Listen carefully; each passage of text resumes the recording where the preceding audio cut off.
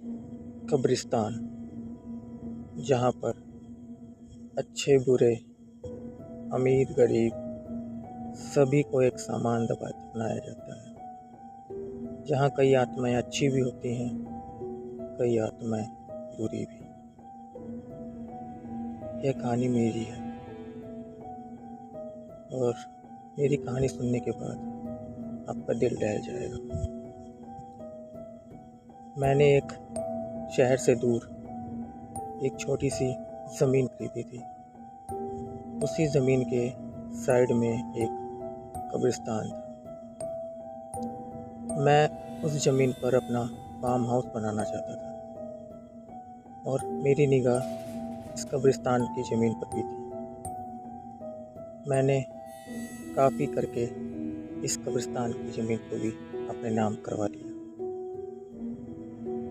कुछ ही दिनों में मेरा फार्म हाउस बनकर तैयार हो गया और मेरा लालच मेरी मौत का कारण बनने वाला था।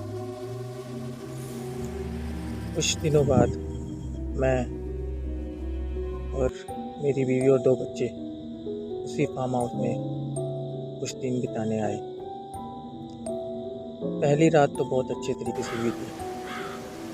दूसरी रात में हमें और हमारे बच्चों को किसी साए का होने का अंदाज़ा लग गया।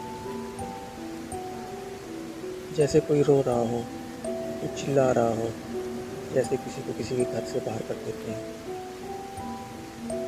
मैं इन सब चीज़ों पर विश्वास नहीं करता था, इसलिए मुझे इनकी बातें सीरियसली नहीं लेता था। पर एक दिन आया जब मैंने भी माना कि सच में भूत होते हैं। अगर भगवान हैं तो शैतान भी होते हैं। तीसरे दिन, तीसरी रात मैं और मेरी बीवी एक कमरे में सो रहे थे। तभी रात के 1 बजे हमारे बच्चों के चिल्लाने की आवाज़ आई। मैं हड़बड़ाहट में भागकर अपने बच्चों के रूम में गया और वहाँ का मंजर देखकर मैं सुन्न पड़ गया।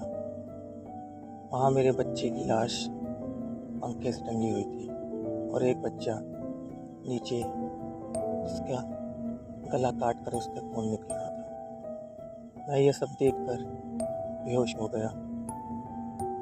कुछ देर बाद मेरी आंखें खुलती हैं तो मैं देखता हूँ कि मेरी वाइफ भी वहाँ नहीं है।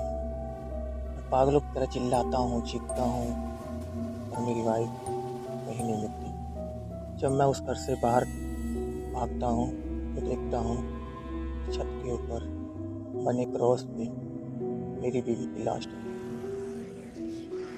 ये सब देखकर मेरा सोचने समझने कुछ गुंजाइश नहीं बची। अचानक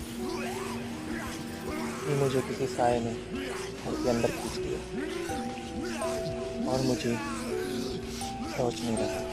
फिर मुझे उल्टा टांग कर इतना प्रताड़ित किया गया कि चमड़ी ढेर ली गई। धीरे धीरे कर मुझे भी मौत के घाट उतार दिया। लालच बुरी बला है और लालच की वजह से मेरी मौत हुई।